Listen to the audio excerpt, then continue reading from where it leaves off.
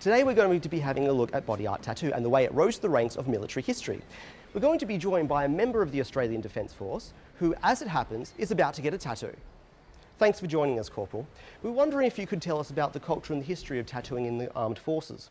I'd say it would basically date back to original naval tattooing, where sailors would travel to many different locations and were exposed to tribal tattooing and native cultural tattooing, and they took that on board and continued that tradition on into the sailing and other armed forces. Originally it was done with whalebone and gunpowder, which must have been pretty daring at the time. But yeah, it's continued on, and it's a very common theme throughout the Defence Force these days. So. Symbols such as ships, anchors and mermaids became very common pieces of tattoo body art. One of the more popular ones, which I find quite amusing and interesting, is hold fast across the knuckles, which was an indication to hold fast onto the lines during bad weather. So.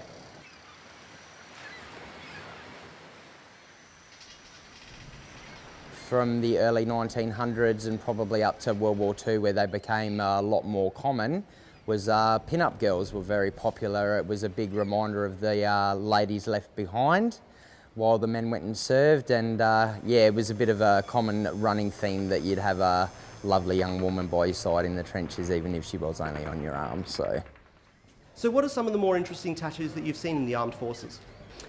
Well, a lot of tattoos these days are especially related to serving active members overseas who are serving our country in places like Afghanistan and Iraq.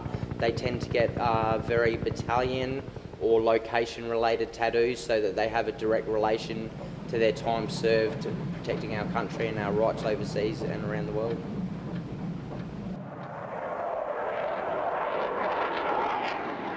I have family members that served in the Air Force, and it's just something that I feel is part of who I am, and makes me proud to be a serving member of the Australian Defence Force. Yeah. So what are your tattoos and what are their meanings? I personally already have a couple of tattoos. I've got a red back on my left-hand shoulder that I got during one of my early postings in Darwin. And as I got older, I got a Celtic armband with a yin-yang and some feathers to represent my connection to my family, to the positive and negative in life, and the feathers to sort of relate to my affinity with flight and being a member of the Royal Australian Air Force. Yeah. Corporal Turbazan, along with tattoo artist Luke at Tattoo This, have given us exclusive opportunity to watch military tattoos taking place. I'm actually getting the Air Force motto. All of the Defence Force have their own motto. The Air Force one is per ardua ad astra, which means through adversity to the stars. My name's Luke B. I'm a tattooist at Tattoo This Anglevale. I've done a lot of military tattoos, rising suns with the RIPs in them. You get a spurt of them around Anzac Day, Memorial Day, and you do them.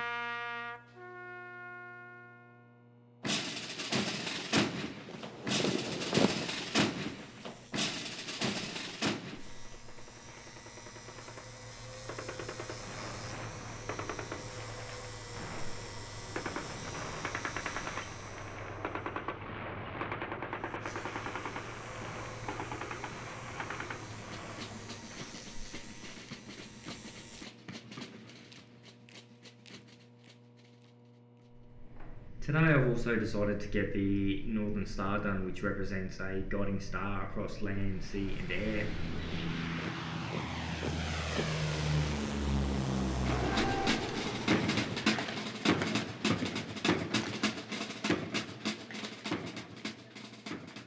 Well, Corporal Gavin Turbazan, thank you for sharing the culture and history of military art tattooing with us. No worries, my pleasure. Also what it represents and the privilege of seeing it firsthand.